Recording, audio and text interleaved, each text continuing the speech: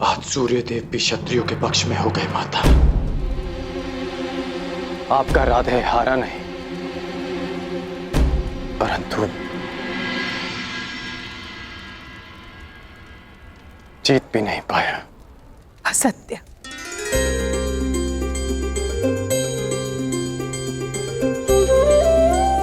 अपनी माता से असत्य कह रहे हो? एक नहीं, आज तुमने 3 विजय प्राप्त किए हैं। कल पहली विजय उसी क्षण प्राप्त हुई जब सूत पुत्र होकर तुमने रणभूमि में राजकुमारों को ललकारा। दूसरी, जब महाराजा ने तुम्हें राजा की पदवी दी। आज तक एक सूत के रक्त को हे दृष्टि से देखा जाता था, किंतु आज एक सूत के मस्तक पर एक क्षत्रिय के रक्त का राज तिलक लगा है। ये तुम्हारी तीसरी विजय है कल।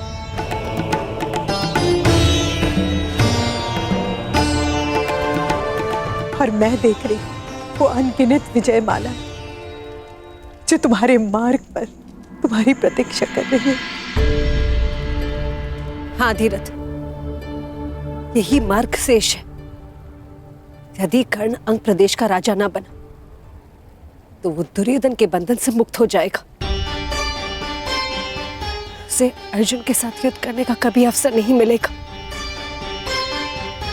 मेरे सारे पुत्र सुरक्षित रहेंगे। आपका राधे और मेरा कर्ण।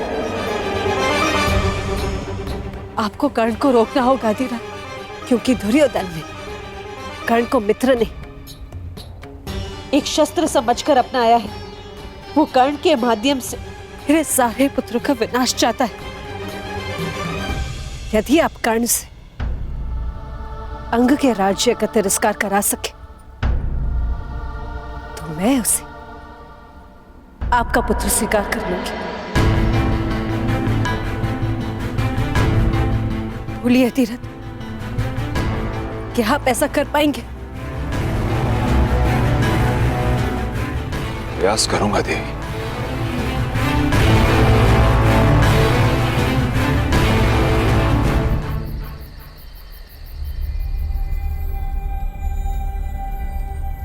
ये क्या कह रहे हैं आप?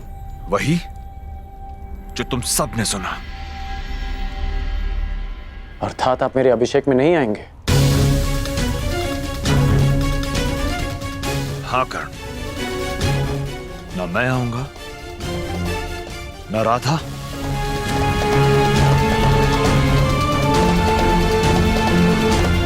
ना ताऊ। यदि तुम्हारे अंदर पिता के लिए आदर है तो तुम भी वहां नहीं जाओगे। बुद्धि भ्रष्ट हो गई है तुम्हारी अतिरात। जिसका राज्याभिषेक होने वाला है उसी से तुम कह रहे हो कि अपने अभिषेक में उपस्थित न हो। हाँ, क्योंकि यही उचित होगा भ्राताश्री। देखने वाले को कमल पुष्प सदा पानी के ऊपर दिखता है, परंतु गहराई में जाकर देखे तो सत्य का पता चलता है कि उसकी नाल कीचड़ से बंधी है। जो मुकुट कल कर्ण को पहनाया जाएगा उसके साथ एक अदृश्य बेड़ी है जो तुम्हें कुमार दुर्योधन के साथ सदा के लिए बांध देगा। तुम्हारी दृष्टि में केवल सर्वश्रेष्ठ बनने का स्वप्न है ना कर्ण, इसीलिए देख नहीं पा रहे हो कि कुमार दुर्योधन तुम्हें अपना मित्र नहीं अपना दास बना रहे। तुम्हें अपने गले का हार नहीं माना, वो तुम्हें अपना शस्त्र बनाकर अर्जुन की गांठ करना चाहते हैं। तुम शिक्षा के लिए घर छोड़ के जब गए थे तुम्हारा एक ही स्वप्न था, एक ही लक्ष्य था, संसार का सर्वश्रेष्ठ धनुधर बनने का। भूल गए वो स्वप्न? स्मरण है पिताजी, और यह भी स्मरण है कि इस सर्वश्रेष्ठ धनुर्धर के बाणों का लक्ष्य क्या था। लक्ष्य था परंपराओं और वर्ण का वो बंधन तोड़ना जिन्होंने हम सूतों को बांध रखा।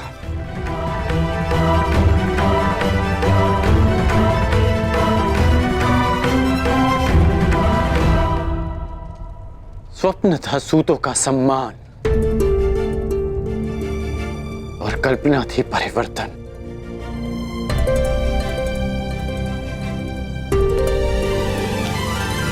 हो सकता है कि कुमार दुर्योधन की मित्रता के पीछे एक प्रयोजन हो सकता है कि वो मुझे एक शस्त्र समझकर प्रयोग करे, परंतु जो परिवर्तन मेरा लक्ष्य है उसकी झलक कल मैंने कुमार दुर्योधन के व्यवहार में देखी, पांडवों के नहीं। पहली बार एक सूत को एक राजकुमार से द्वंद का अधिकार मिला। पहली बार एक सूत को सूत पुत्र नहीं, अंगराजकरण कहकर पुकारा गया।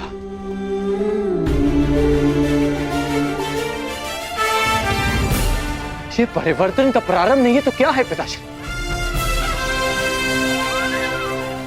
और ये आरंभ हुआ कुमार दुर्योधन के प्रयास से। कीचड़ में उगने वाली नाल के कमल जो ईश्वर के चरणों में चढ़ाए जाते हैं, यही तो परिवर्तन है पिताश्री। मुझे मुकुट मिले ना मिले, परंतु मैं कुमार दुर्योधन के बंधन में सदा रहूंगा। ये बेड़ी है मित्रता की, ये बेड़ी है उस ऋण की जिसे मैं जीवन भर चुका नहीं पाऊंगा। तो अब मित्रता का बंधन परिवार के बंधन से अधिक बलशाली हो गया है। अंतिम बार कहता हूं कर्ण, यदि तुम्हारे लिए परिवार महत्वपूर्ण है तो कल राज अभिषेक के लिए नहीं जाओगे तुम। विकल्प तुम्हारे समक्ष है, परिवार या राज्य। ये क्या कह रहे हैं आप? पुत्र यदि उन्नति करे तो पिता उसकी पीठ थपथपाता है, उसके लक्ष्य के बीच नहीं आता। हम सबको इस अभिषेक में उपस्थित होना चाहिए आर्य। मैं जो बोल रहा हूं तुम्हारे पुत्र के भले के लिए बोल रहा हूं राधा।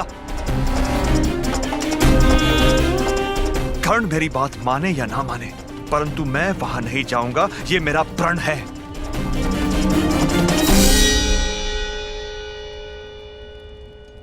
और तुम वहां नहीं जाओगी, ये मेरा आदेश है।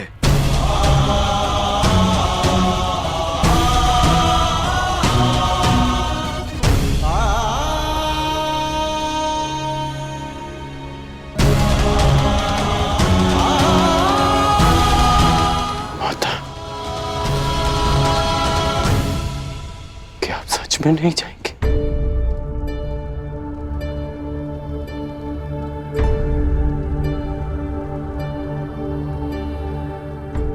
राधा ने अपना विकल्प चुन लिया है कर्ण।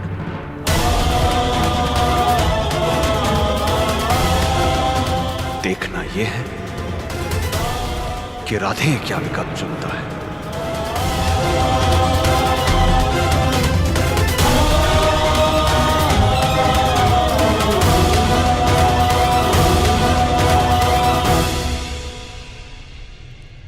अपनी माता के चरणों में रहने के लिए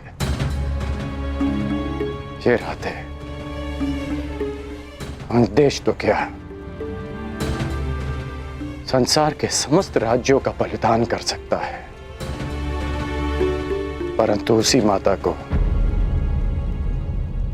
मैंने न्याय और परिवर्तन लाने का वचन दिया है।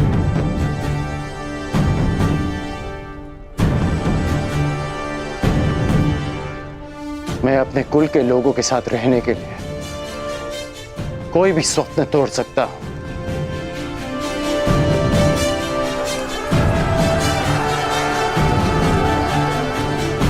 पर उन्हीं की आंखों से वो स्वप्न नहीं छीन सकता जो मैंने ही उन्हें दिखाए।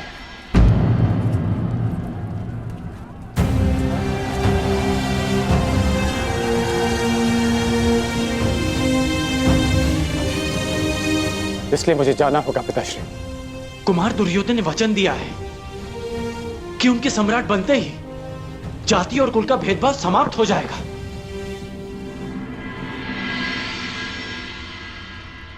इसलिए मैंने परिवार नहीं, भेदभाव के प्रतिकार का विकल्प चुना है। मैं जानता हूं कि आप मुझे आशीर्वाद नहीं देंगे,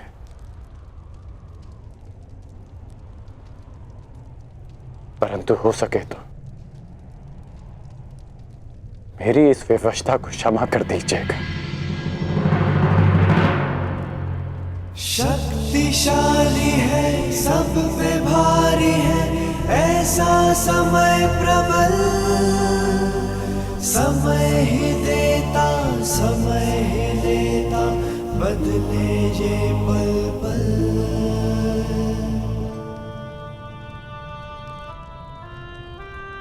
सुख है सुविधा, फिर भी दुविधा, कोई नहीं है साथ, व्याकुल मन है, भारी तन है, खाली है हाथ।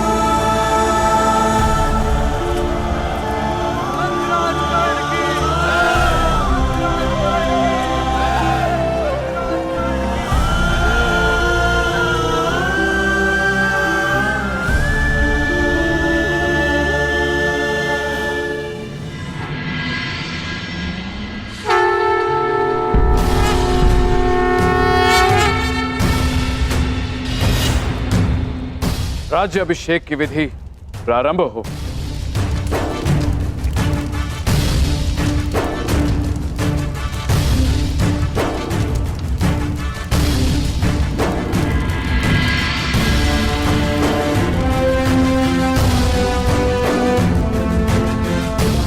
आपने वचन दिया था भ्रातागण, जब तक समाज में परिवर्तन नहीं लाएंगे शांत नहीं बैठेंगे।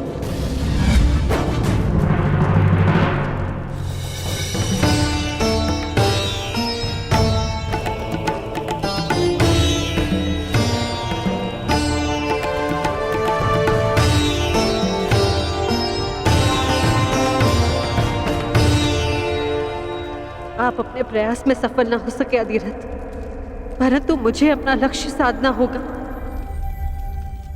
अब कोई मार्ग है तो केवल यही है कि कर्ण को सत्य बता दिया जाए।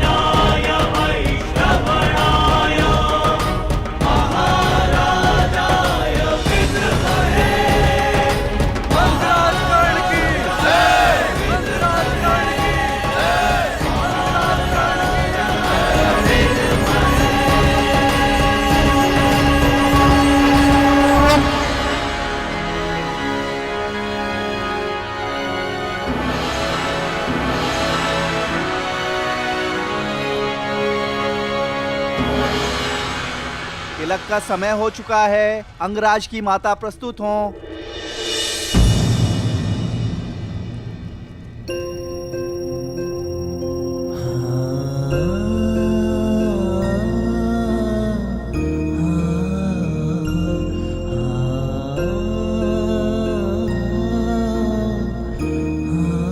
किसी कारणवश मेरी माता यहां उपस्थित ना हो सकी,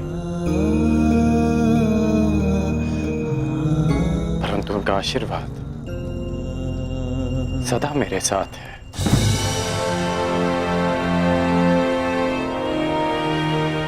कर्ण, मैंने तुम्हें अपना मित्र माना है और इसलिए मेरी माता भी तुम्हारी ही माता हुई।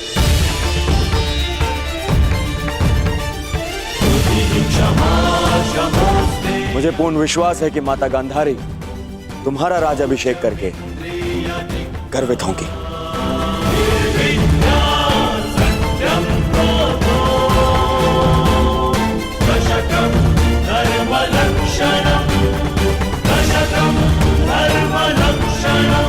महाराज,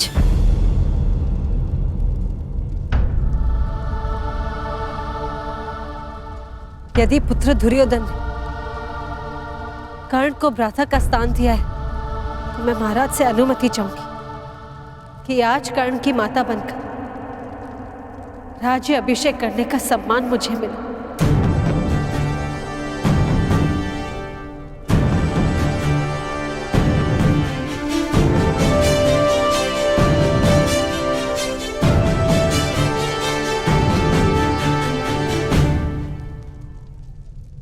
मैं कर्ण को बालपन से जानती हूं।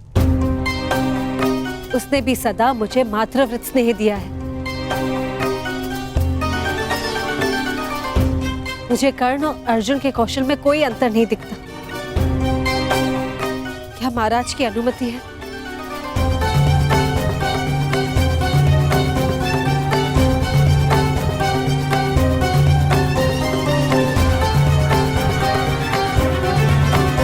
जिसने आपके पुत्र को ललकारा, उसका सम्मान करने की आपकी इच्छा हस्तिनापुर की कीर्ति बढ़ाएगी।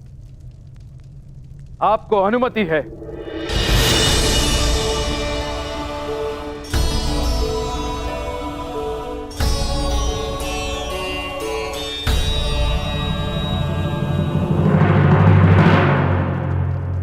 माताश्री ने ऐसा क्यों किया? अर्जुन के शत्रु का सम्मान करेगी वो? अनुज भीम, माता ने वही किया जो एक योद्धा की माता को करना चाहिए। प्रत्येक वीर, शत्रु या मित्र, आदर का अधिकारी होता है। कुंती माता ने सिद्ध कर दिया कि वो कितनी महान है।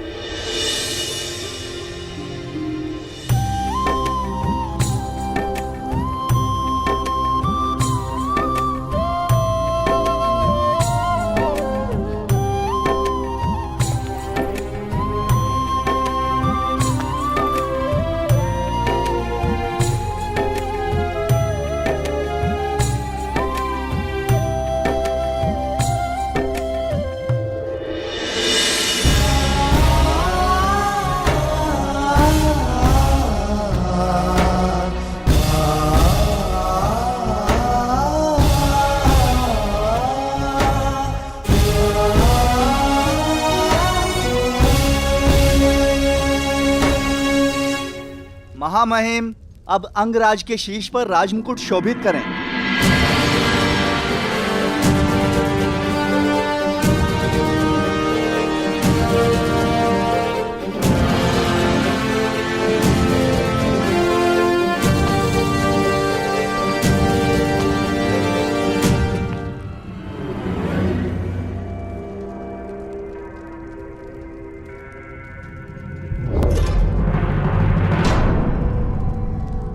पुत्र, राज्य अभिषेक में माता को शगुन मिलता है। तो क्या पुत्र,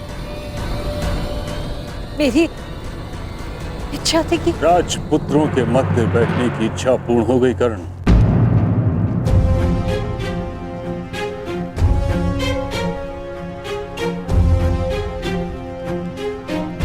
मेरी समझ नहीं आ रहा कि मैं तुम्हें बधाई दूं या चेतावनी।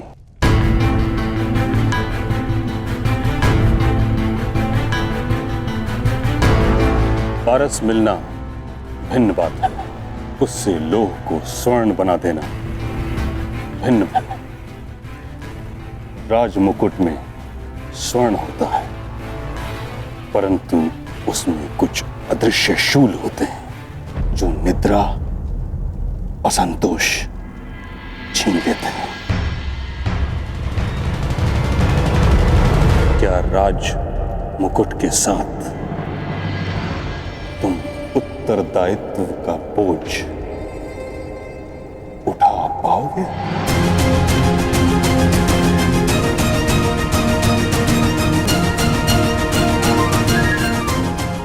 जब धनुष उठाया तो बाण का संधान नहीं जानता था, परंतु सीख गया। धनुर्धारी और राजा में बहुत अंतर होता है कर्ण। धनुर्धारी अपनी इच्छा से अपने शत्रु पर वार कर सकता है, किंतु राजा स्वयं अपनी प्रजा पर प्रहार करे असंभव है। अब कुल और जाति के आधार पर चयन करने का कारण तुम्हें समझ में आएगा। शासन क्षत्रियों का गुण है, सूत का नहीं। इसका भान तुम्हें शीघ्र ही होने वाला है। तुमने ये नहीं सोचा कि हस्तिनापुर के अधीन होने के उपरांत भी अंग राज्य में आज तक शासक क्यों नहीं है। मेरा एक सुझाव है, भूल कर भी अंग प्रदेश जाने का प्रयास मत करना, क्योंकि तुम जब वहां पहुंचोगे तो तुम्हें भान होगा कि राज मुकुट पहनकर तुमने बहुत बड़ी भूल की है।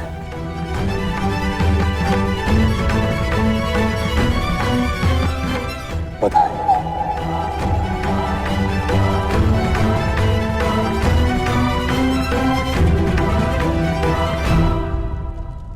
रुकिए!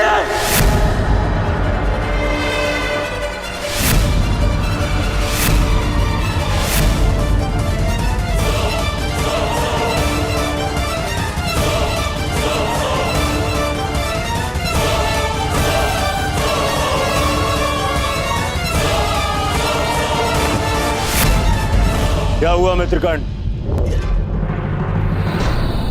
मैंने अंगराज बनना स्वीकार किया, एक परिवर्तन के लिए, जनता के उत्थान के लिए, जो शासन में अनुशासन न ला सके। वो कैसा राजा जो प्रजा में शासन के प्रति विश्वास न जगा सके? वो कैसा प्रशासक?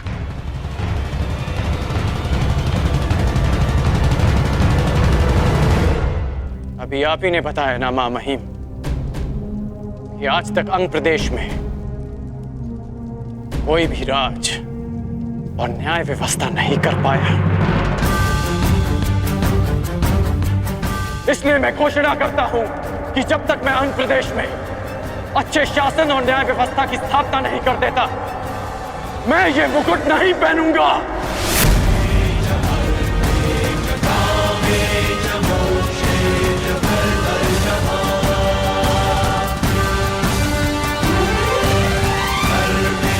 ये मुकुट मेरे लिए न भार है न आभार। जिस दिन अंग में अच्छा शासन लागू होगा, मैं स्वयं आपके हाथों से ये मुकुट पहनूंगा।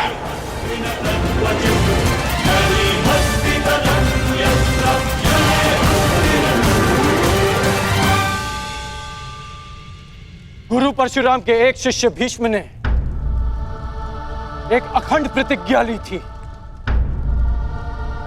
और आज एक अखंड प्रतिज्ञा गुरु परशुराम का दूसरा शिष्य कर्ण लेता है।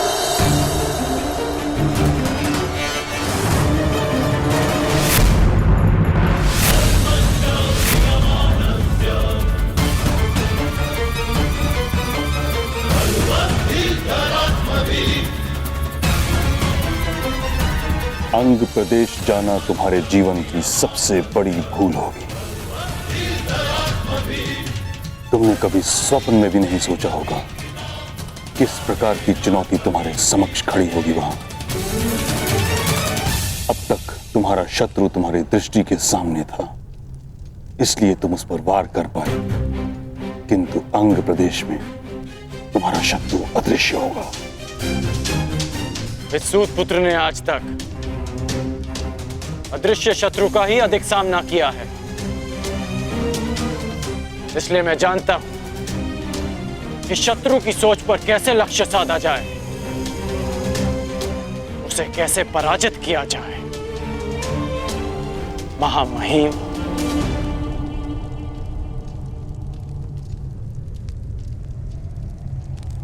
राज्य अभिषेक अनिश्चित काल के लिए स्थगित होता है।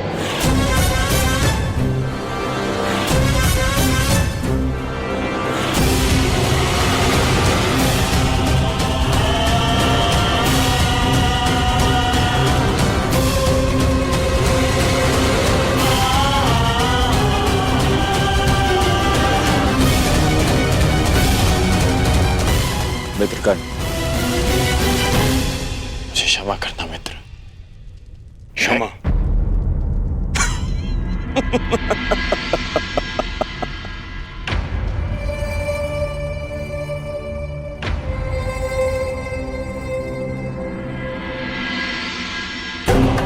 तुम क्षमा के नहीं, तुम सम्मान के पात्र हो मित्र। आज तुमने यह साबित कर दिया कि मैंने तुम्हें अंगराज बनाकर कोई भूल नहीं की। अब हम दोनों के पास में एक एक लक्ष्य है और ऐसा प्रतीत होता है हम दोनों का अभिषेक भी एक ही साथ होगा, तुम्हारा अंगराज के रूप में और मेरा हस्तिनापुर के युवराज के रूप में।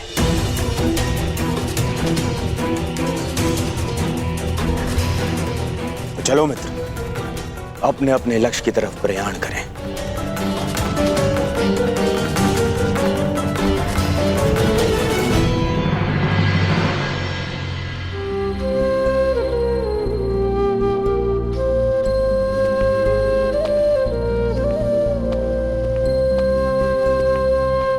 राजमाता, आप अभिषेक के शकुन के विषय में कह रहे थे।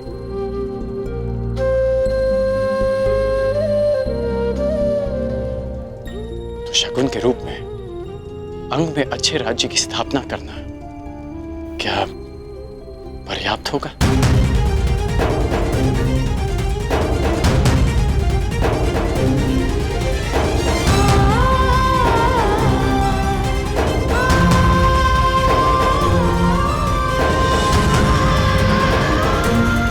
विजयी होना पुत्र,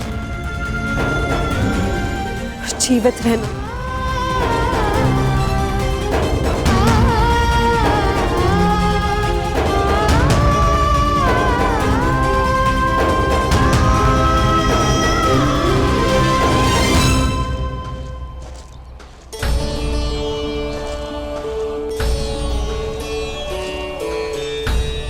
क्या अंगराज कर्ण के सेवकों में एक सारथी का पद रिक्त है?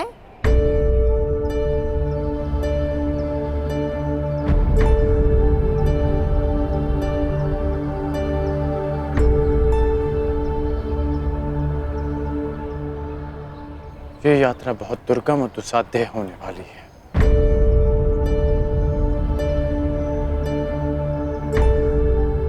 कोई तो कारण है कि महामहिम भीष्म ने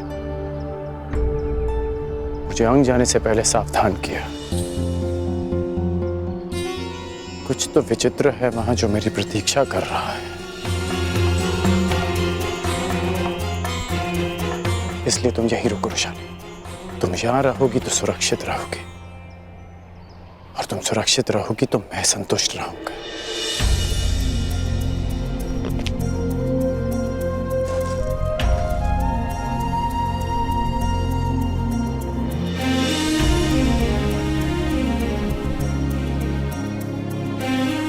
अपना धनुष्य दो धनुर्धारी।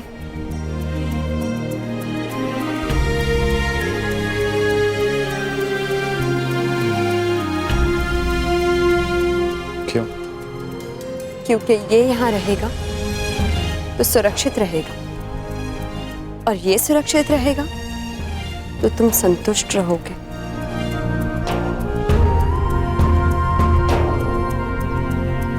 अंगराज कर्ण, अंग की इस यात्रा में ये धनुष और मैं, हम दोनों तुम्हारा बल है। ये धनुष तुम्हें शत्रुओं से संघर्ष में काम आएगा और वृषाली शत्रुओं की सोच से संघर्ष में।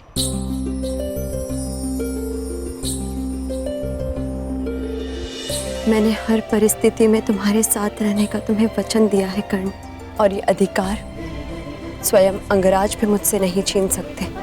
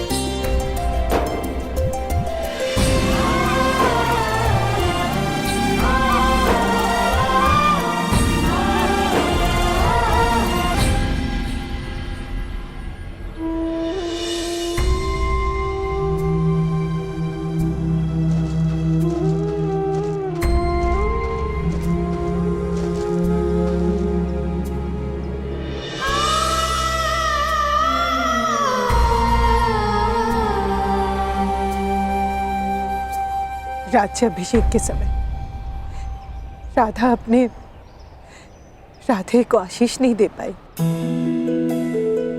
परंतु अंगराज कर्ण को अपने जीवन के नए मार्ग पर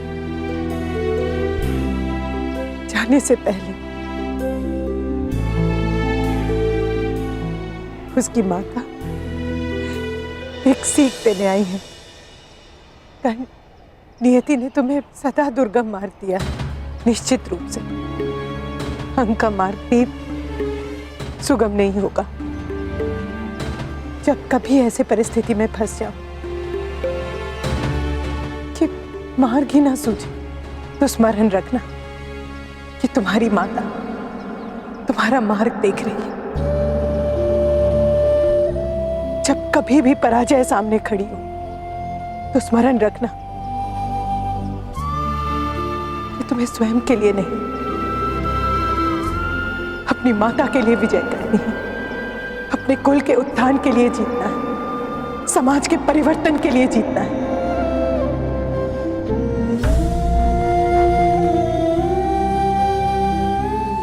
विजयी भव पुत्र।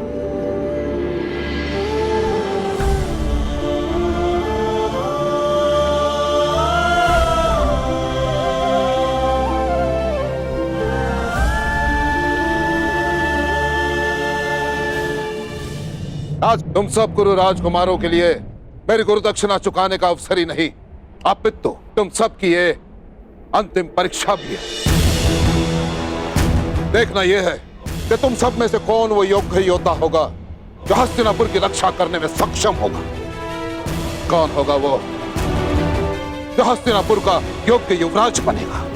कौन होगा वो जो हस्तिनापुर का प्रारब्ध बनेगा। युवराज पद किसे मिले ये हमारा लक्ष्य नहीं है गुरुदेव, परंतु आपको आपकी गुरुदक्षिणा अवश्य मिलेगी।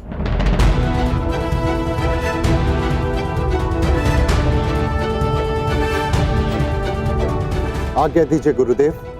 यशस्वी भव, विजयी भव। प्राण की आज्ञा दीजिए ज्येष्ठ पिताश्री। युधिष्ठिर, तुम धर्म और नीति के स्वयं ज्ञाता, परंतु तुम्हारा ज्येष्ठ पिता होने के नाते मैं तुमसे कुछ कहना चाहूंगा। पांचाल नरेश के साथ क्या करना है ये आचार्य तुम्हें बता चुके, परंतु 105 कुरु कुमारों के ज्येष्ठ होने के नाते अपने अनुजों की सुरक्षा करना भी तुम्हारा ही दायित्व है। मैं अपने प्राण देकर भी अपना दायित्व पूरा करूंगा महाराज।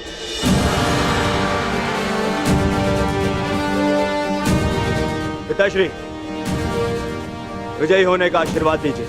दीर्घ आयु भव पुत्र, सुरक्षित लौटना। प्रयाण करो।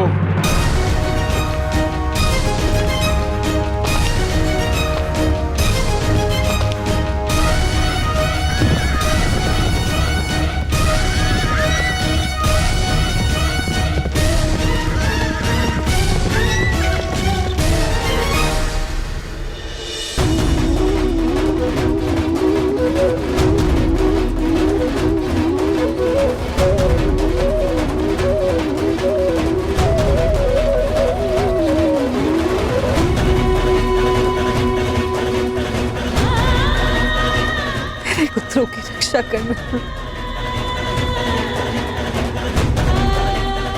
मेरे कर्ण की रक्षा।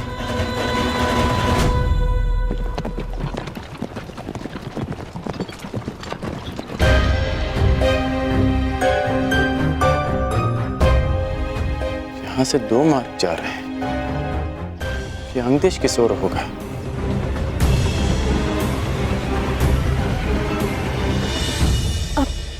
वो देखो, वो यात्री, उनसे पूछते हैं। सुनिए महोदय, ये अंगदेश किशोर होगा। अंगदेश? नहीं नहीं नहीं नहीं नहीं नहीं अरे क्या हुआ? नहीं नहीं नहीं नहीं नहीं।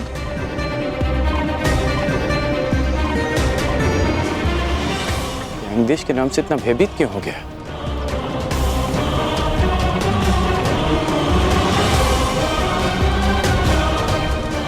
प्रणाम यात्रीगण, हमें अंगदेश जाना है। अंगदेश? तो आप अंगदेश जाएंगे?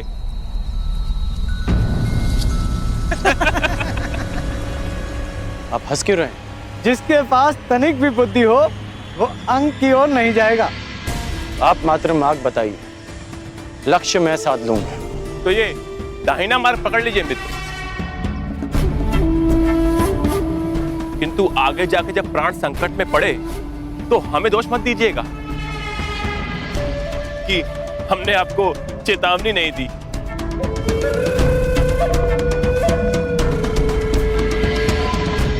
ऐसा क्या है अंग में कि लोग उस तरफ मुख भी नहीं करना चाहते? ऐसा क्या है जिससे लोग इतने भयभीत हैं? यही तो जानना है रुशाली।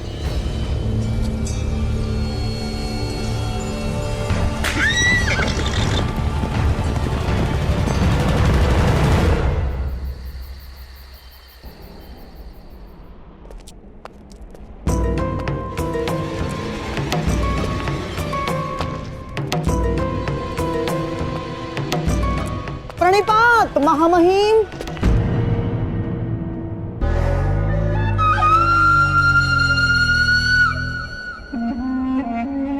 अभी अभी कुरुकुमार प्रयाण पर गए हैं। आप कहाँ प्रस्थान कर रहे हैं? मैं अंग प्रदेश जा रहा हूँ गांधार नरेश। अंग प्रदेश जाने का प्रयोजन क्या हो सकता है महामहिम? कहीं आप ये तो नहीं चाहते कि अंगराज कर्ण अपने मंतव्य में सफल ना हो? कर्ण की सफलता और असफलता का मेरे लिए कोई महत्व नहीं। मेरे लिए महत्व का विषय है हस्तिनापुर की सुरक्षा। तो फिर आपका जाना उचित कैसे हुआ महामहिम? हाँ? अब सारे कुरुकुमार पांचाल पर प्रयाण करने गए। अब वो यदि आचार्य की गुरु दक्षिणा देने में असफल रहे तो, और यदि कल को पांचाल हस्तिनापुर पर आक्रमण कर दे तो महामहिम? कर्ण की योग्यता की परख की अपेक्षा हस्तिनापुर की सुरक्षा से अधिक महत्वपूर्ण है आपके लिए?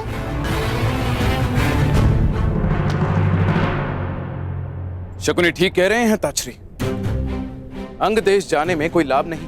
यदि मैं वहां समय से ना पहुंचा तो बहुत बड़ी हानि हो जाएगी महाराज।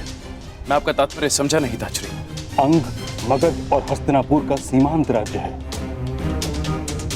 कदाचित गांधार नरेश इस बात से अनभिज्ञ हैं कि मगध नरेश जरासंध और हस्तिनापुर के मध्य एक संधि है। वहां कोई राजा नियुक्त नहीं किया जा सकता, कोई प्रशासक नहीं। अंग राज्य की जलापूर्ति मगध से होती है, जिसके बदले मगध नरेश जरासंध के सेवक अंग के नागरिकों से कुछ सेवा लेते हैं। यदि कर्ण ने वहां जाकर नीति या राज व्यवस्था में कोई परिवर्तन किया तो ये संधि टूट जाएगी।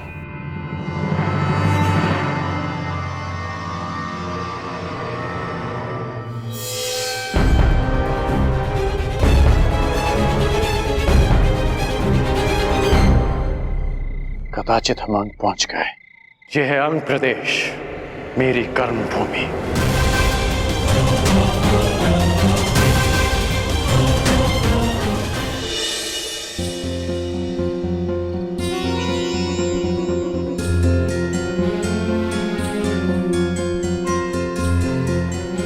वहां प्रकाश दिख रहा है वैशाली, कुछ लोग अग्नि जलाए बैठे हैं।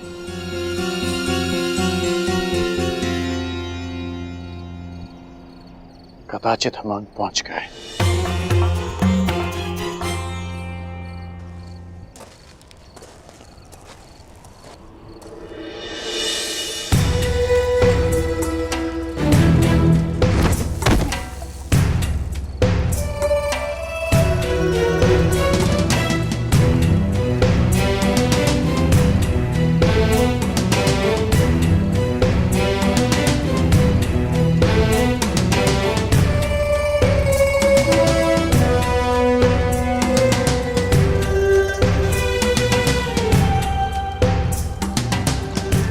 ये सब क्या है कर्ण? बिना किसी भय के यहाँ मदिरा और मादक पदार्थ बनाए जा रहे हैं और तो और उनका सेवन भी किया जा रहा है।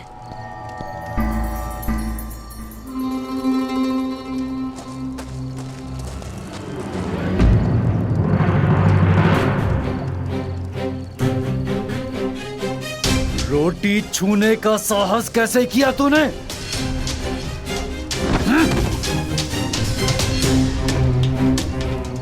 मुझे भूख लगी है। भूख लगी है हाँ? तो ये ले मदिरा पी। जब तक कार्य पूरा नहीं हो जाता भोजन नहीं मिलेगा। और फिर से रोटी मांगी तो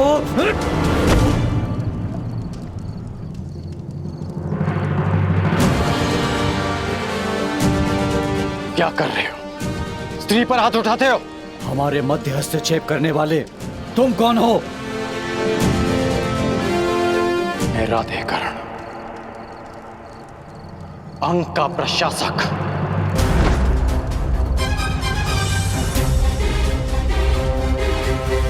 वो आ गया, वो आ गया, वो आ गया, वो आ गया, वो आ गया।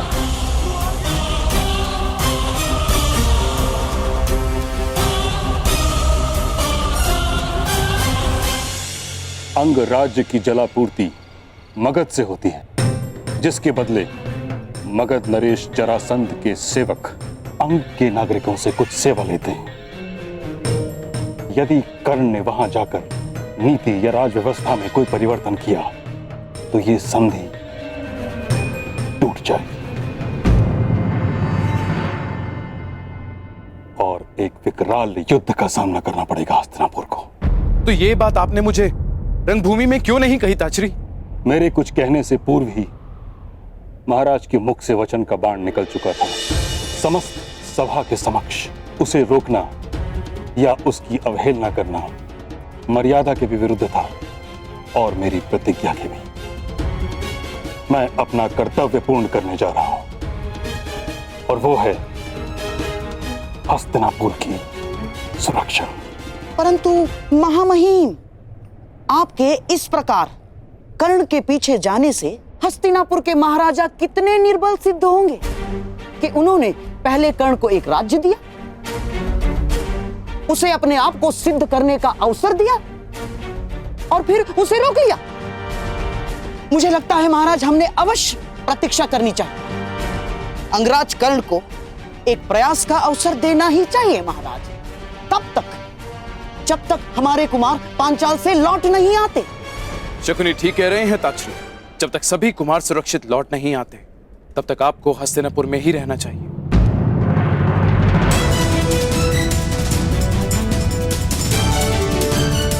जैसी आपकी इच्छा महाराज। मेरी चिंता केवल यह है कि प्रतीक्षा का समय कहीं हमारे हाथ से सारा समय छीन न ले।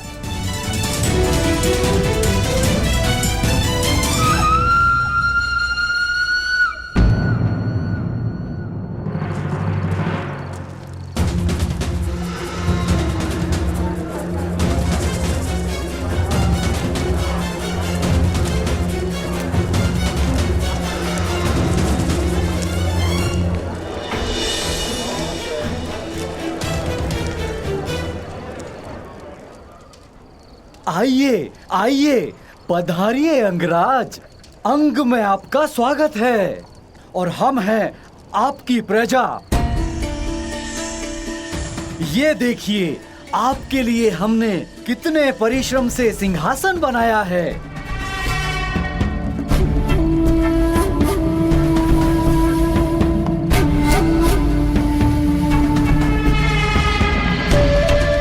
विराजिए।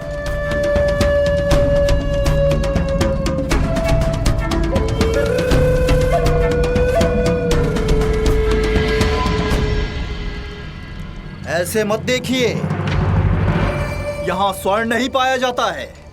जो भी मिला उससे आपके लिए आसन प्रस्तुत कर दिया है और आपके भोजन के लिए हमारे हाथों से बनी मदिरा और वन पशुओं का मांस प्रस्तुत है। स्वीकार कीजिए।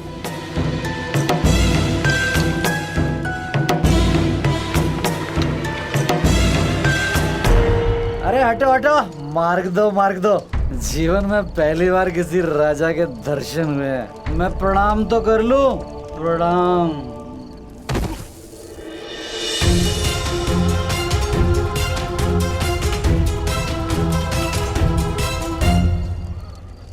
अरे बड़ी सुंदर है तू चल मेरे साथ।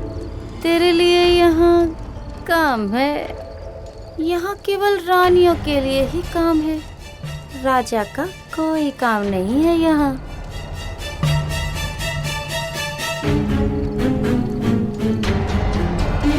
स्वागत है अंगराज।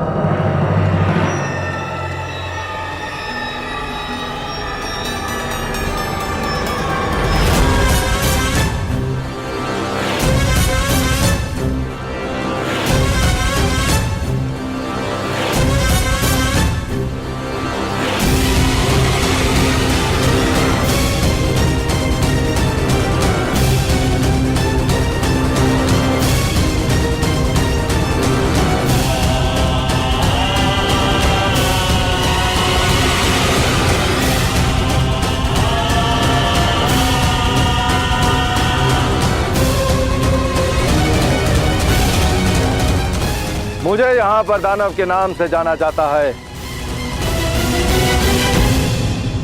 और मुझे मेरे गुप्तचरों ने यह सूचना दी थी कि हस्तिनापुर नरेश हम पर कृपावान हुए हैं। उन्होंने हमारे अंग प्रदेश के लिए एक शासक भेजा है। परंतु राजा महोदय, इस बात से तो आप भली भांति परिचित होंगे, ये एक राजा अपनी प्रजा का प्रतिनिधित्व करता है और प्रजा भी उसी को राजा चुनती है जो उन्हीं की भांति हो, जो उन्हीं में से एक हो। यदि तुम्हें यहाँ पर शासन करना है तो तुम्हें यह सिद्ध करना होगा अंगराज कि तुम हमारे ही जैसे हो। तुम्हें हमारे जैसा बनना होगा अंगराज। तो विलंब क्यों है अंगराज? प्रारंभ करो, इस मदिरा का सेवन करो, सिद्ध करो कि तुम हम में से ही हो। अन्यथा तुम इसी समय यहां से वापस जा सकते हो।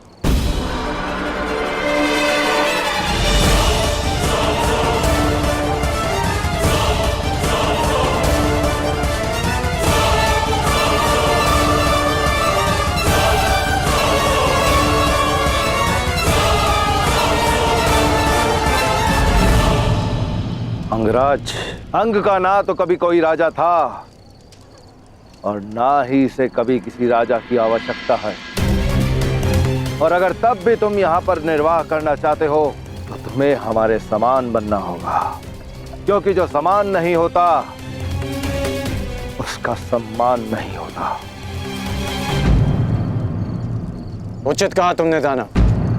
जब तक हम समान नहीं हो जाते हम साथ नहीं रह सकते। परंतु समान होने के भी दो मार्ग होते हैं। पहला कि मैं तुम जैसा बन जाऊं और दूसरा कि तुम्हें स्वयं अपने जैसा बना लूं। हाँ, तुम हमारे जैसे हो और ना हम कभी तुम्हारे जैसे बनेंगे अंगराज। चलाओ, इस मूर्ख की बातों में आकर अपना समय नष्ट मत करो। जाओ, जाकर मदिरा बनाओ, जाओ।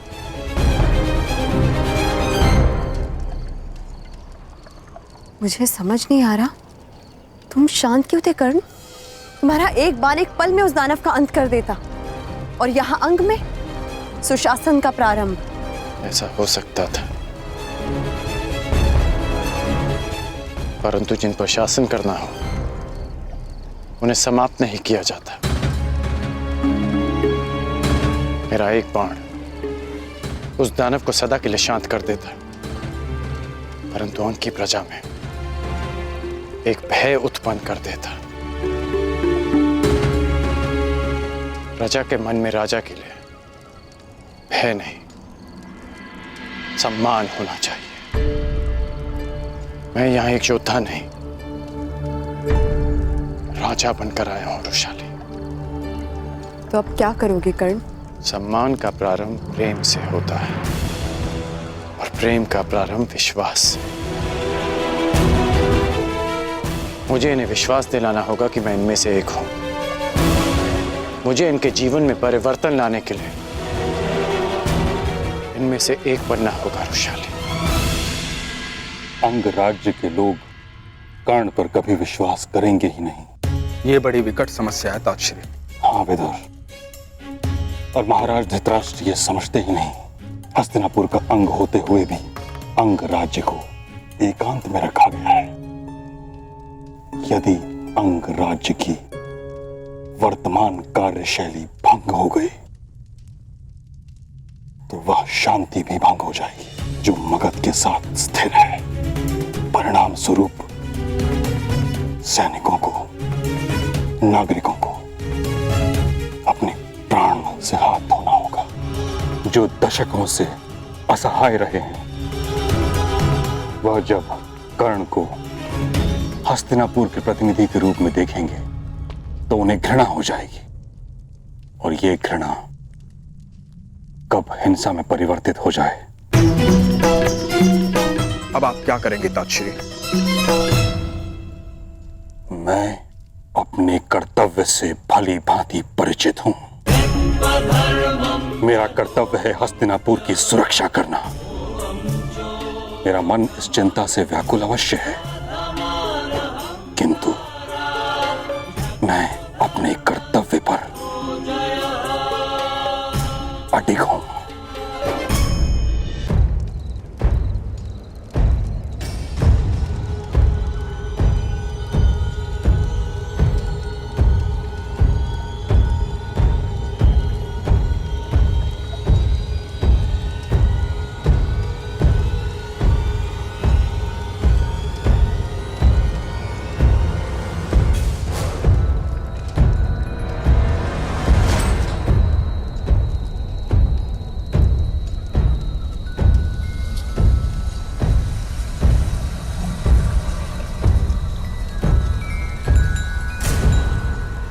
ये क्या मूर्ख, इतनी रात्रि को क्यों नगाड़ा बजा रहे हो? अब क्या स्वयं राजा अपने आगमन की घोषणा करेगा? ये मेरे आगमन की नहीं, परिवर्तन के आगमन की सूचना दे रहा हूं। ये नाथ अंग को एक निद्रा से जगाने के लिए है। ये नाथ एक नई भोर के लिए है। ये नाथ अंग में सुशासन और न्याय के आगमन की सूचना है।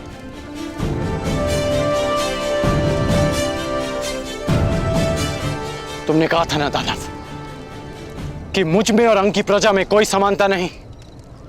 समानता है। मैं भी अंग का विकास चाहता हूं। मैं भी चाहता हूं कि अंग प्रदेश की जीवन शैली उन्नत हो, परंतु उसके लिए हमें सम्मिलित प्रयास करने होंगे। दोस्तों, मुझे राजा नहीं, अपना मित्र समझो, और समझो कि जो जीवन तुम जी रहे हो वो नारकीय है। इससे ना तुम्हें अच्छा वर्तमान मिलेगा, ना ही तुम्हारी संतान को उज्जवल भविष्य। मुझे आपके साथ की आवश्यकता है। कहिए कि आप देंगे मेरा साथ? अंग के विकास के लिए क्या अंगवासी अपने राजा के साथ चलेंगे? उत्तर दीजिए।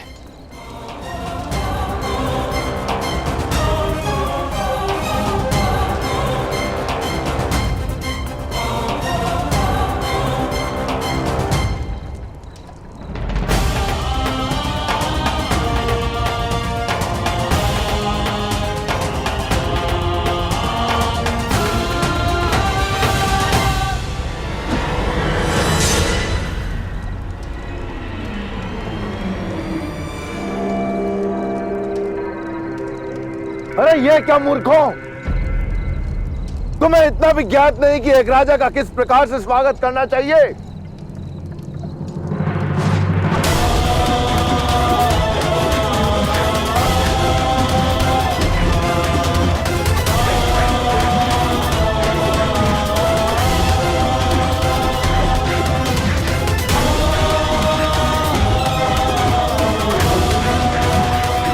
इस प्रकार होता है स्वागत राजन। कर्ण, अपनी रक्षा करो कर्ण, धनुष उठाओ और बता का अंत करो। नहीं, मैं यहाँ अंत के लिए नहीं, नए प्रारब्ध के लिए आया हूँ। मैं यहाँ विनाश के लिए नहीं, अंग के विकास के लिए आया हूँ। यदि अंग की प्रजा का मेरे लिए यही स्वागत है तो यही सही, मुझे स्वीकार है।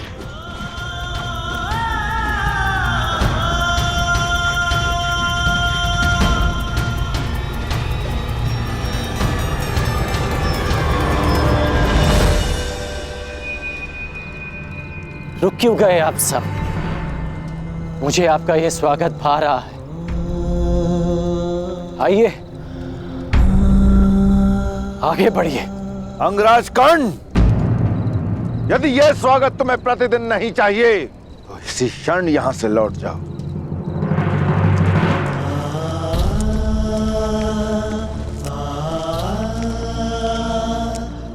तुम सुरक्षित हो ना रुशाली? चोट तो नहीं लगी तुम्हें? मैं सुरक्षित हूँ कर्ण, परंतु क्या तुम्हें अपने घाव दृष्टि में नहीं आते?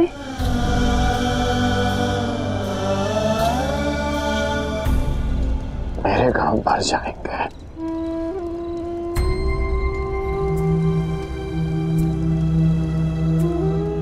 परंतु उन घाव को देखो जो उनकी प्रजा के मन पर,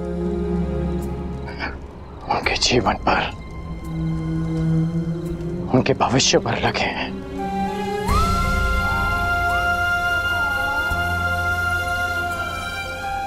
गौ माता दूध देती है और सर्प विष।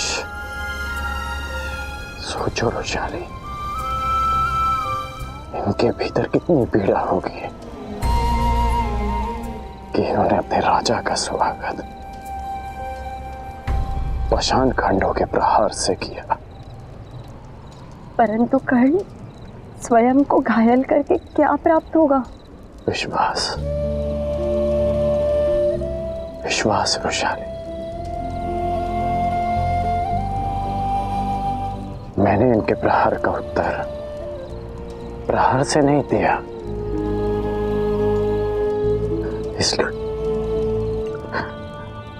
इसलिए इन्हें विश्वास होगा कि मैं इनके लिए हानिप्रद नहीं हूं। देखा मैंने, कितना विश्वास जगा है इनमें। पाषाणों की वर्षा करते थक नहीं रहे थे ये लोग।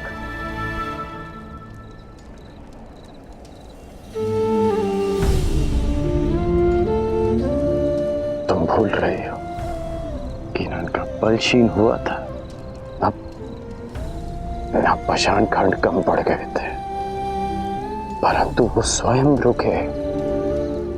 सूर्य देव भी तुरंत उदय नहीं होते, उनकी किरणें धीरे धीरे अंधकार की चादर को चीरती हैं। समय लगेगा रुशाली,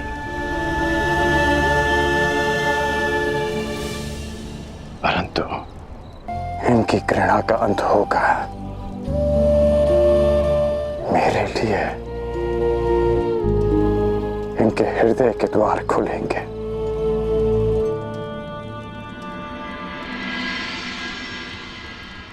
अंगराज,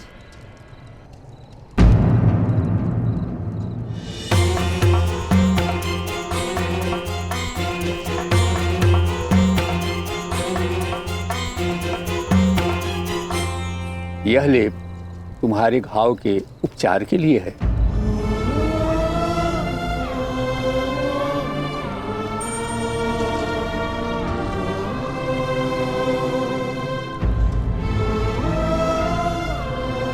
यदि चाहो तो मेरी कुटिया में आ सकते हो।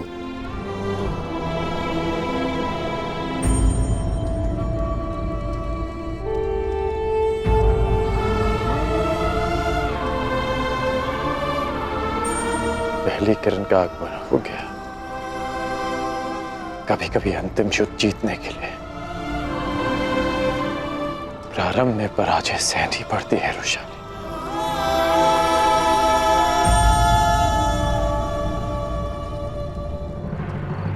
तुम पांचाल के सीमा पर आ चुके हो और तुम्हारे समक्ष संपूर्ण पांचाल राज्य है।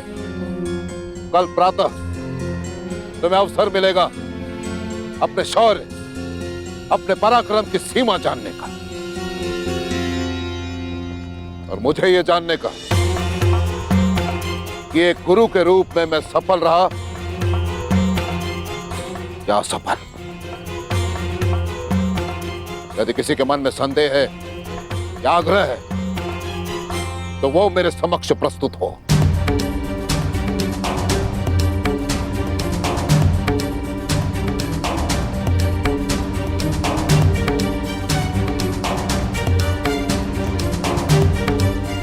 ज्येष्ठ गुरु कुमार, तुम्हारे मन में कोई संदेह है?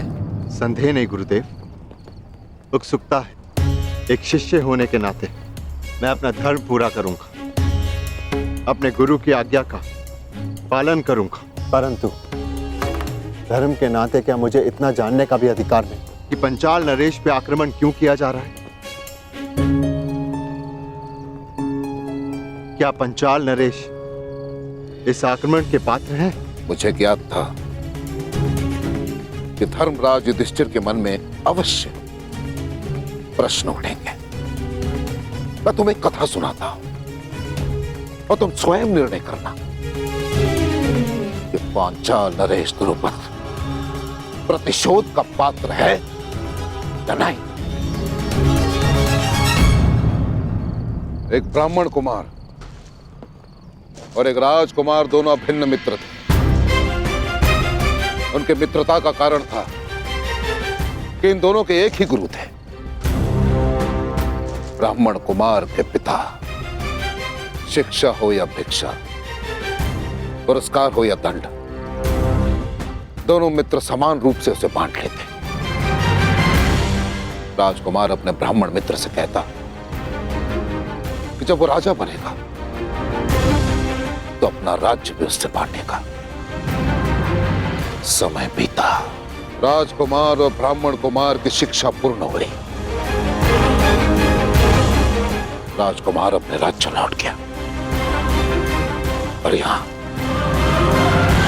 ब्राह्मण कुमार के पिता स्वर्ग सिधारे। और इतना ही नहीं,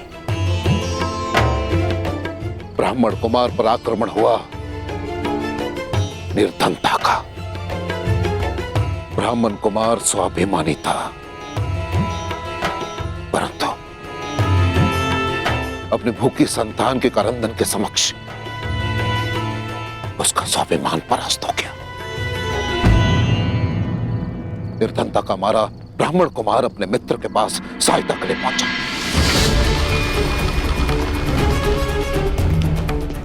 जब तक राजा बन चुका था।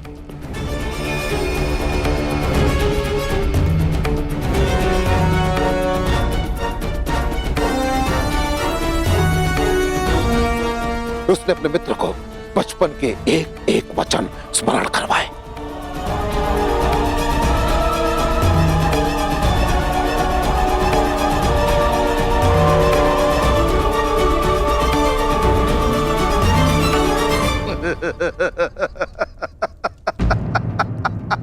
निर्धनता ने तुम्हारा विवेक तुम्हारी बुद्धि तुमसे हर ली है, मूर्ख ब्राह्मण।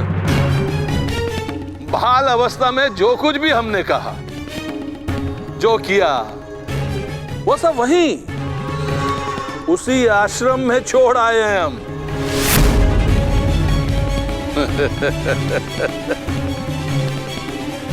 परिवार पालन पोषण में कोई समस्या हो रही है तो 2-4 गाय, कुछ स्वर्ण मुद्राएं हमसे दान में प्राप्त कर सकते थे, परंतु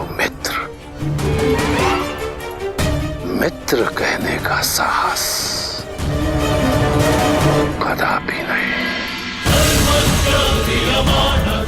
क्योंकि मित्रता सदा बराबर वालों में होती है। सभासदों, देखो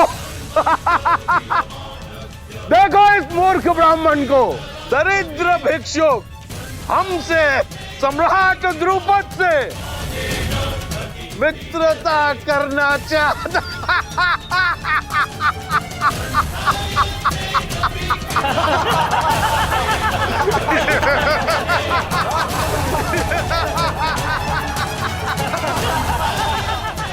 और वो आचार्य मेरे पिता ऋषि भारद्वाज थे, और वो राजकुमार पांचाल नरेश द्रुपद है, और मैं अपने 105 शिष्यों से अपने अपमान का प्रतिशोध मांग रहा हूं।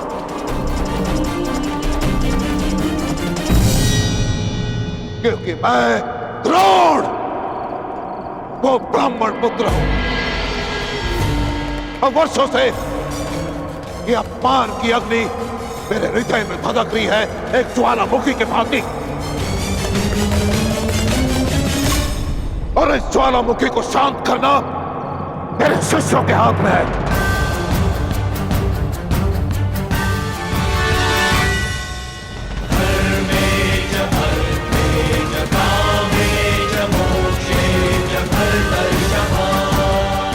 गुरुदेव, आपके अपमान के घाव पर पांचाल की पराजय का लेप लगाएंगे हम।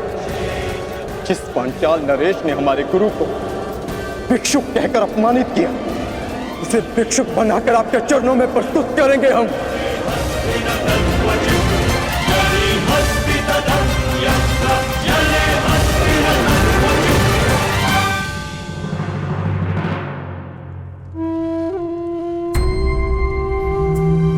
धन्यवाद महोदय। मुझे विश्वास है कि आप जैसे लोगों की सहायता से मैं अंग का उत्थान कर पाऊंगा। भूल जाओ अंगराज, उत्थान और विकास की बातें पेट भरे होने पर ही भाती। यहाँ अंग में भूख का शासन है, जो आश्वासनों से अपना सिंहासन नहीं छोड़ने वाली। वर्षों से अंग हस्तिनापुर के अधीन है, परंतु आज तक हमारा कुशल क्षेम पूछने कोई नहीं आया। हम लोग मृत्यु से नहीं, जीवन से युद्ध करते हैं। अंततः हमने अपना जीवन जीना सीख लिया है, और आज अचानक यहाँ आकर तुम अपना अधिकार जता रहे हो, वो भी रिक्त बातों से। यहाँ के लोगों की दृष्टि में तुम एक राजा नहीं, बल्कि हमारा उपहास उड़ाने आए एक शत्रु हो।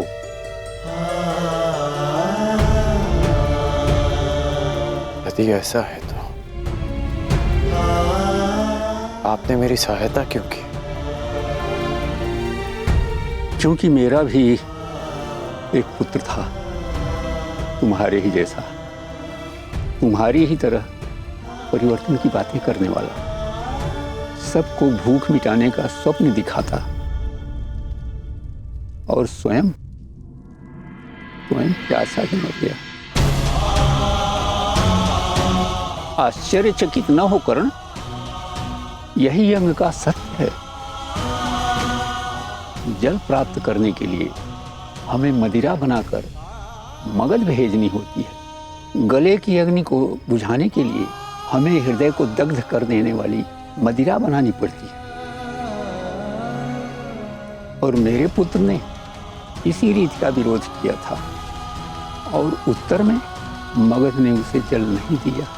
उस सबकी सहायता करना चाहता था, उस सब के लिए जल चाहता था, परंतु किसी ने भी उसकी जिह्वा पर 2 बूंद जल भी नहीं डाला।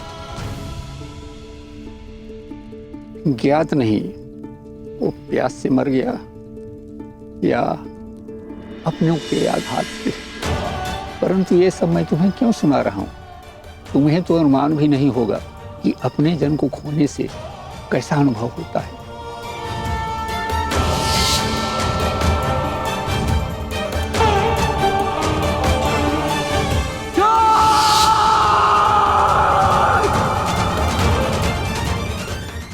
अनुमान है महोदय,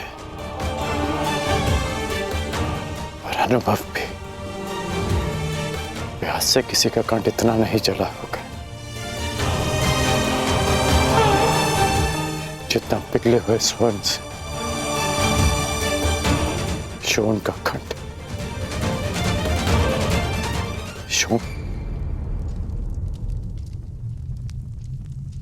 मेरा भाई,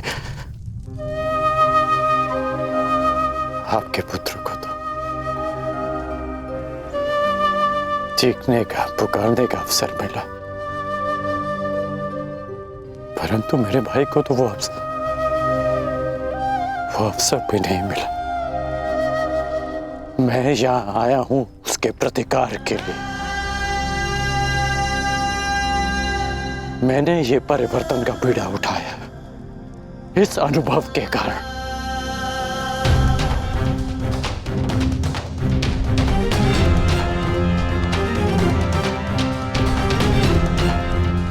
मैं पराजय स्वीकार नहीं करूंगा, इसलिए भी क्योंकि ये अनुभव किसी और को सहना ना पड़े। मेरी सहायता करें महोदय। मुझे बताइए कि अंक की प्रजा को नया जीवन कैसे दिया जाए? जीवन तो बस जल से मिलता है अंगराज। वर्षों से ये लोग प्यासे हैं, इन्हें केवल जी सकने योग्य मात्रा में ही जल मिलता है। अंगराज, यदि यहाँ परिवर्तन लाना है तो सबसे पहले जल लाना होगा। दिला सकते हो इन्हें जल पर अधिकार? मनुष्य 5 तत्वों से बना है, जल, वायु, अग्नि, आकाश, भूमि।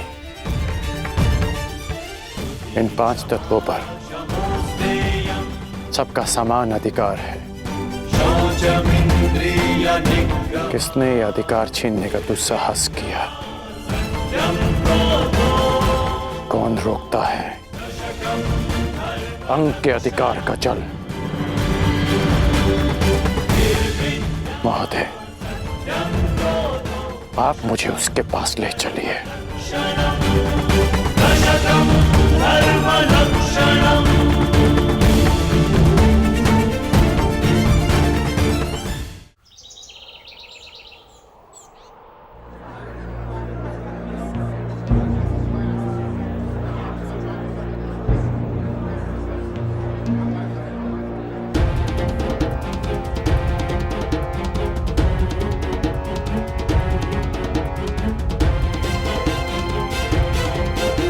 जल्दी करो, ठीक, मेरे पास समय बहुत कम है।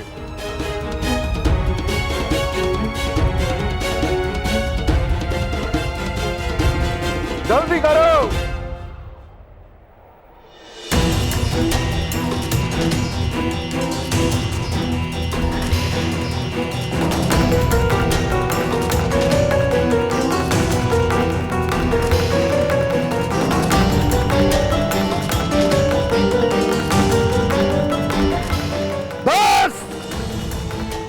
इतना ही जल मिलेगा।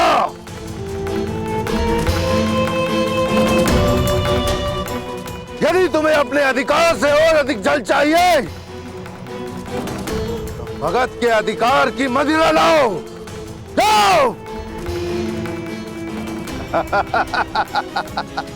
मेरी अंजलि छोटी है, प्यास नहीं बुझी और जलती है।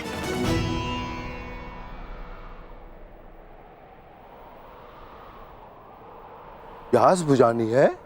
हा? मैं बुझवाता हूं तुम्हारी प्यास। हाँ, यानी इस बालक को मदिरा पिला के इसकी प्यास बुझाओ। हाँ? मदिरा नहीं चाहिए, जल चाहिए।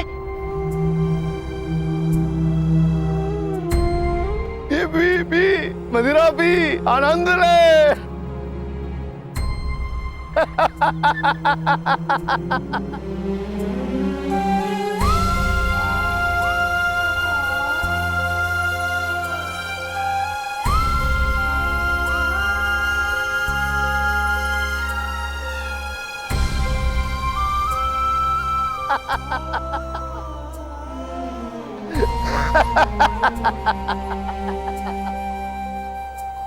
देखा तुमने अंगराज, बरसों से ऐसे ही चला रहा है। एक अंजलि जल के लिए अपने जीवन के हर पल को मगध के नाम कर दिया है अंगवासियों ने। ये दानव मगध नरेश जरासंध का प्रतिनिधि है और अंग देश के विकास के मार्ग में सबसे बड़ी चट्टान। ये जब तक यहाँ है, अंग देश कभी भी स्वतंत्र नहीं हो सकता।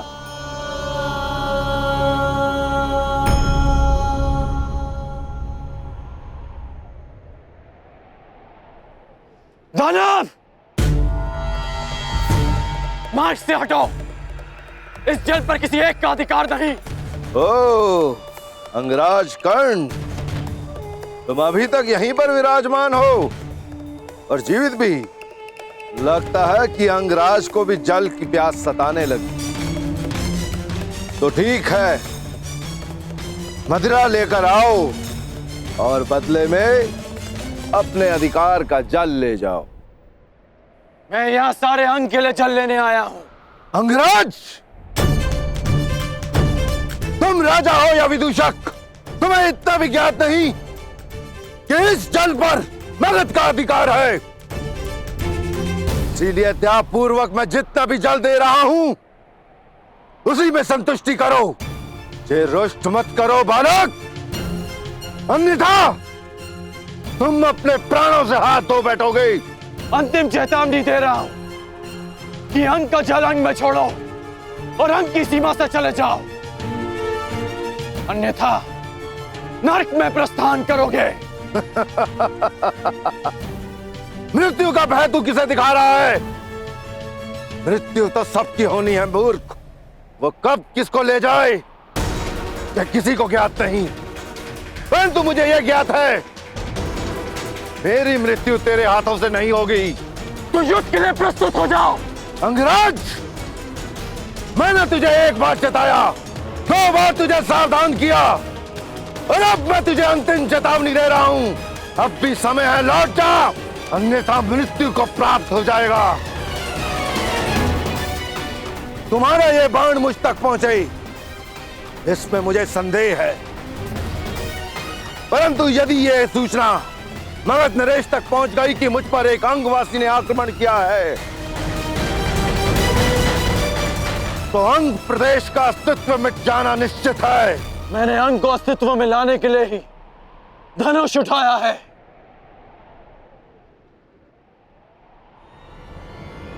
सावधान!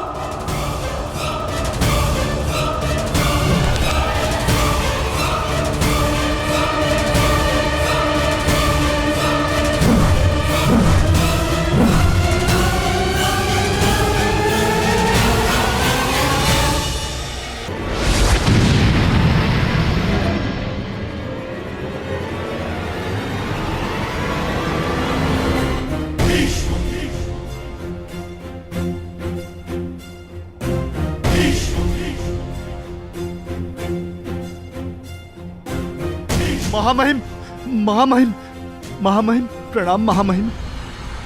क्षत्रिय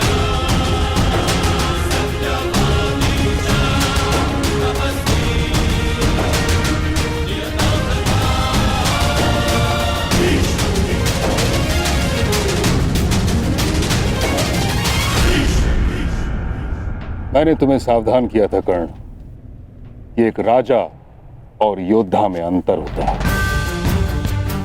सर्वोत्तम राजा वो नहीं जो युद्ध के लिए प्रस्तुत हो जाए, वह है जो प्रजा के हित में निर्णय ले और युद्ध को टाल दे।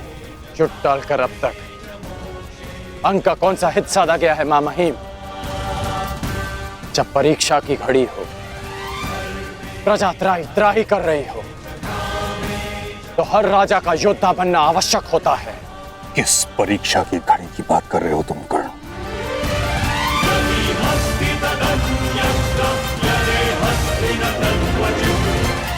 अंग की प्रजा को देखिए, अंग की प्रजा को देखिए मां महिम। एक राजा का कर्तव्य होता है कि उसकी प्रजा संपन्न हो, कि उसके राज्य में कोई भूखा ना सोए। और यहां भूख की अग्नि बुझा सके इतना अन्न मिलना तो दूर की बात है। इन्हें तो इतना जल तक नहीं मिलता कि ये अपनी प्यास की अग्नि बुझा सके।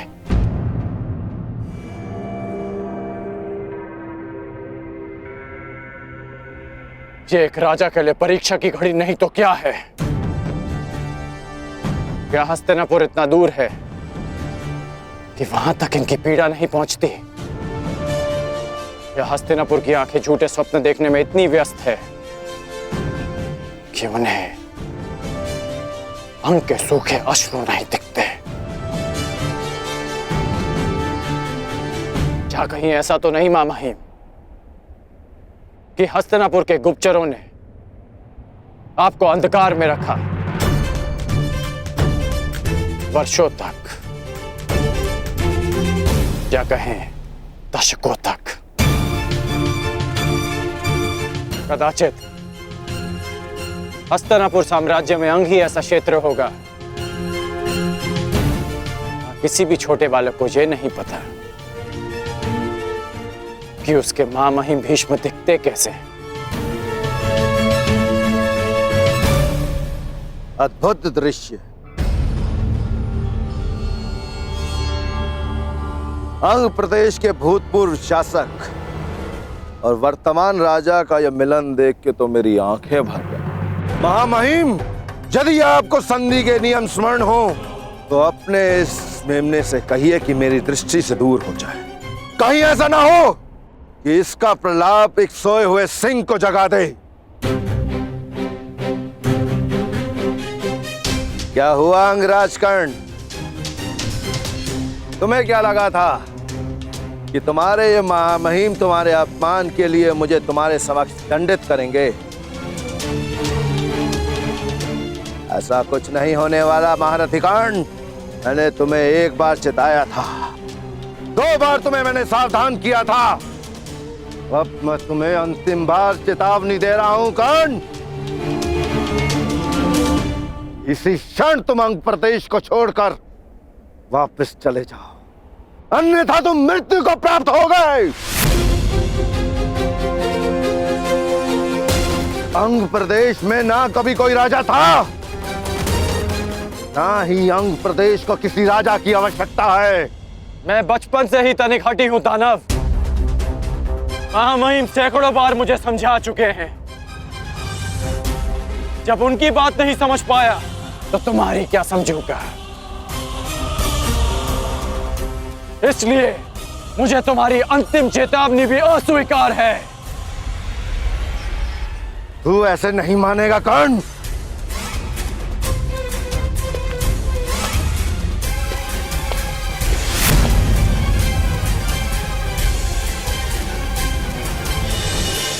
कर्ण, सावधान।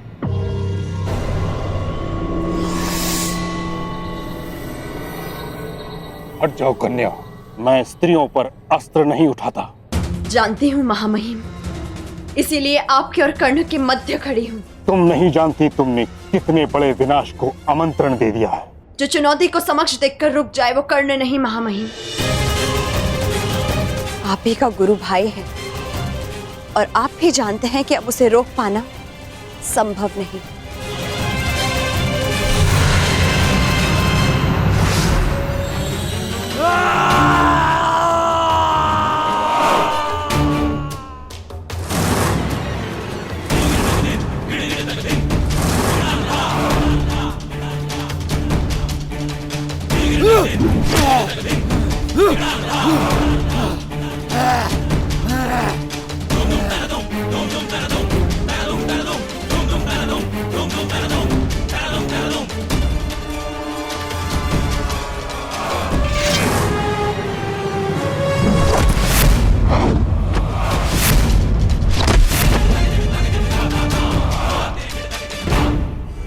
ये है अंग के राजा के अपमान के उत्तर में।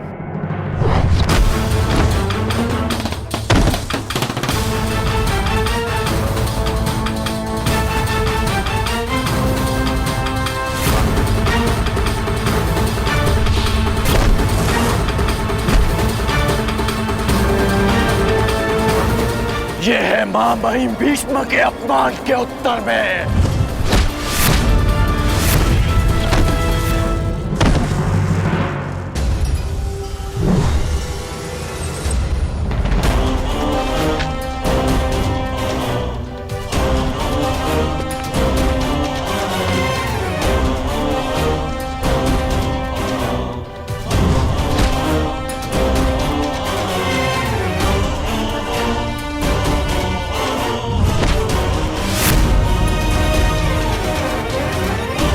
और ये अंग भूमि के अपमान के उत्तर में।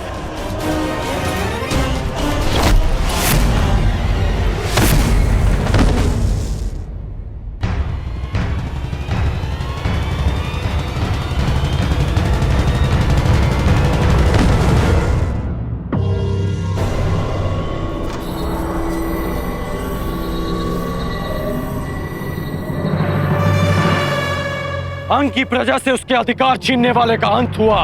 अंग की मानसिक स्वतंत्रता का अंत हुआ। अंग में एक नए सूर्य, एक नए प्रकाश का आरंभ हुआ। महामहिम, महामहिम, महामहिम, हमारी रक्षा कीजिए महामहिम, इस विनाश से हमें बचा लीजिए।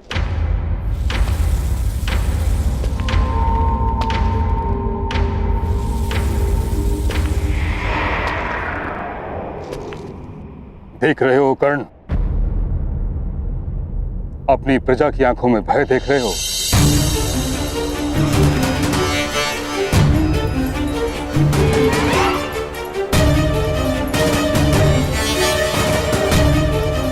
तुमने अंग को जल का अधिकार नहीं दिलाया, उनसे जीवन का अधिकार छीन लिया है। तुमने किसी नए प्रकाश का प्रारंभ नहीं किया, बल्कि एक महायुद्ध का प्रारंभ किया है, जो अंधकार बनकर उनके जीवन पर छा जाएगा। तुमने इस दानव को नहीं मारा, तुमने एक महादानव को जगा दिया है।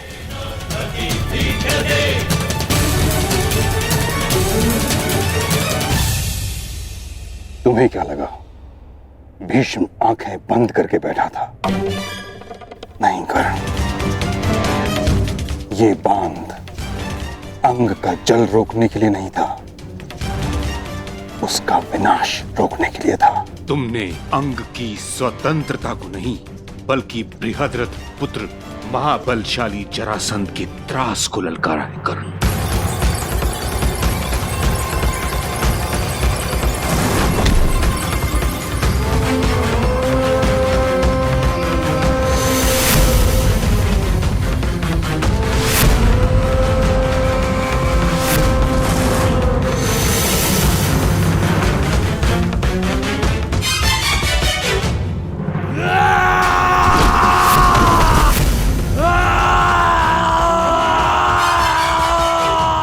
ये जरासंध, जिसके बल के समक्ष वासुदेव कृष्ण को भी रण छोड़कर जाना पड़ा था।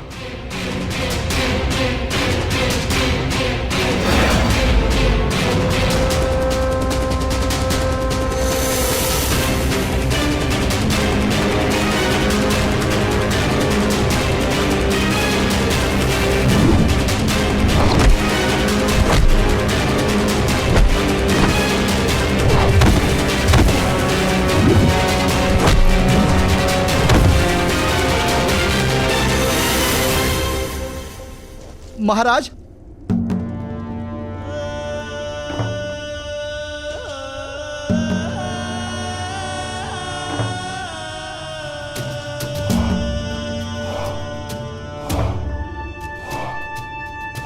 कौन था वो योद्धा? दिखने में कैसा है वो अंगराज? महाराज, उसकी भुजाओं में पर्वतों जैसा बल था। उसके मस्तक पर सैकड़ों सूर्यों का तेज था और उसकी गति तो ऐसे जैसे पवन की गति को भी पराजित कर दे। महाराज, महावीर, महावीर, उसने तो दानव को प्रहार करने का एक भी अवसर नहीं दिया। दानव की मृत्यु के पश्चात तुम लोगों ने क्या किया? उसके बाद हम उस स्थान को छोड़कर तुरंत आपको सूचित करने यहां चले आए। महाराज,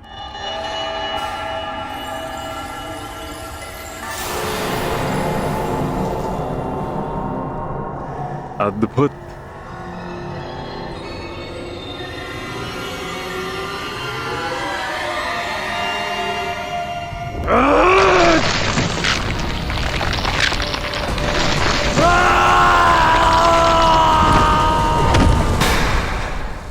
मुझे घृणा है उस प्रत्येक व्यक्ति से जो रण छोड़कर भाग जाए। मुझे घृणा है उस प्रत्येक व्यक्ति से जो मेरे समक्ष मेरे शत्रु की प्रशंसा करे, और मुझे सबसे अधिक घृणा उससे है जो मगध नरेश को ललकारने का साहस करे। अंगराज, तुम्हारे अंग अंग को भंग करेगा जरासंध। एक और युद्ध का समय आ गया है।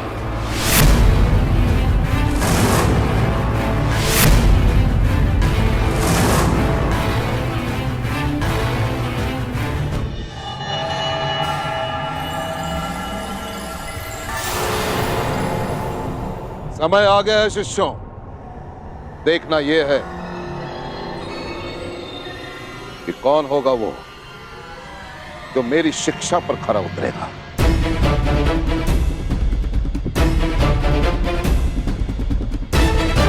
कौन होगा वो जो मेरी गुरु दक्षिणा देने में सक्षम होगा।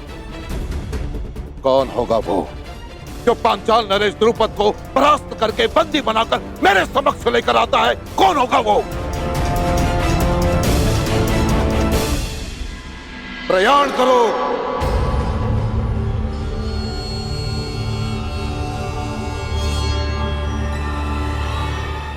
रुको!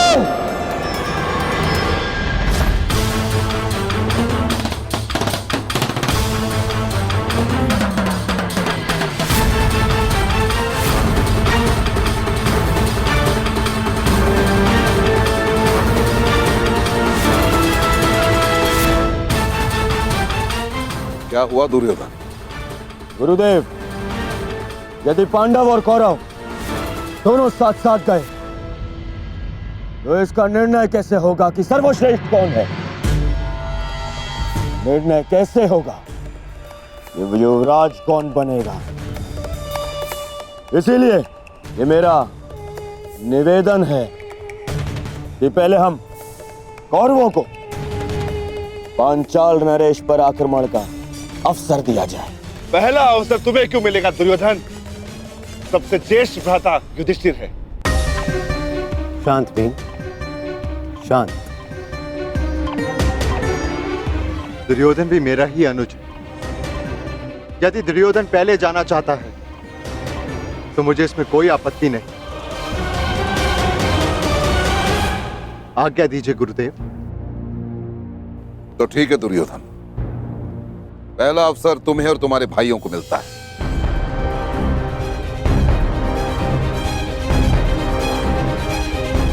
प्रयाण करो। चलो।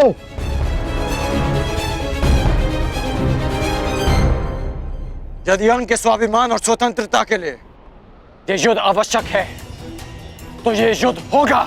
जब अंगवासी ही शेष नहीं बचेंगे तो उनकी स्वतंत्रता और स्वाभिमान का कोई मूल्य नहीं रह जाएगा। कर्ण, तुम हस्तिनापुर का अंग हो। तुम्हारी मूर्खता हस्तिनापुर को एक अवंचित युद्ध की अग्नि में झुलस देगी।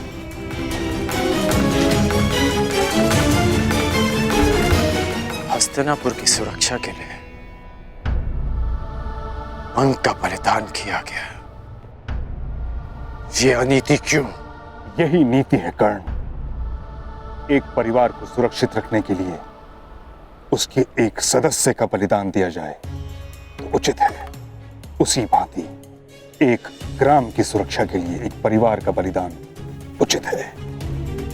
उसी भांति एक प्रदेश के लिए एक ग्राम और एक साम्राज्य के लिए एक प्रदेश का बलिदान हो, यही राजनीति है। मेरी समझ में राजनीति का अर्थ थोड़ा भिन्न है मां महीम। राजनीति का अर्थ है राजा की नीति, और अपनी प्रजा की रक्षा करना राजा की सबसे बड़ी नीति होती है।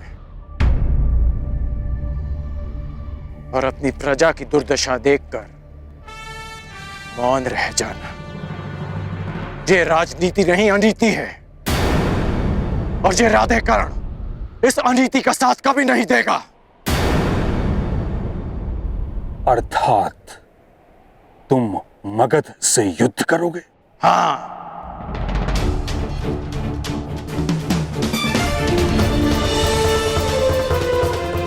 पराजित हो जाओगे कर्ण। नहीं, ये कर्ण विजयी होगा या वीर गति को प्राप्त होगा। पराजय होना तो मेरे विकल्प में ही नहीं।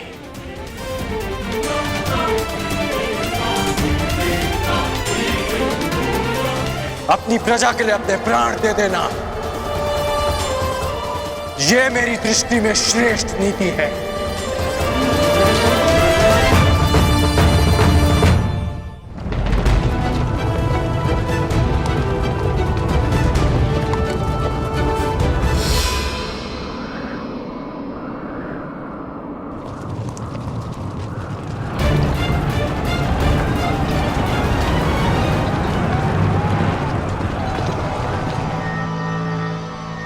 स्वागत है कुरु राजकुमार।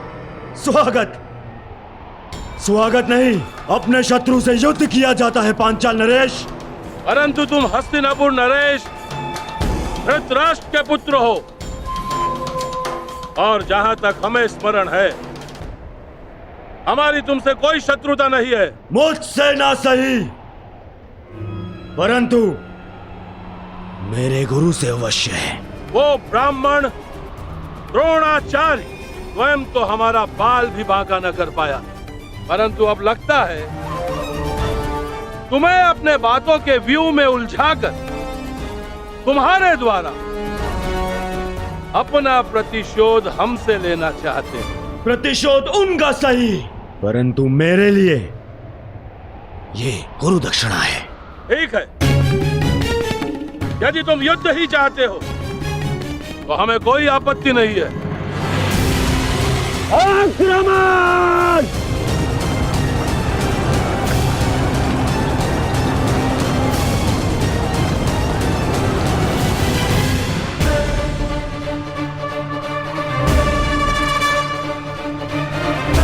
जरासंध ने आक्रमण कर दिया है। यदि युद्ध ही नियति है तो मैं मगध नरेश से युद्ध करूंगा। तुम मगध नरेश को अधिक समय तक रोक नहीं पाओगे कर्ण। अंग की रक्षा अब मैं करूंगा। नहीं, अंग अपनी रक्षा करने में आत्मनिर्भर है मां महीम।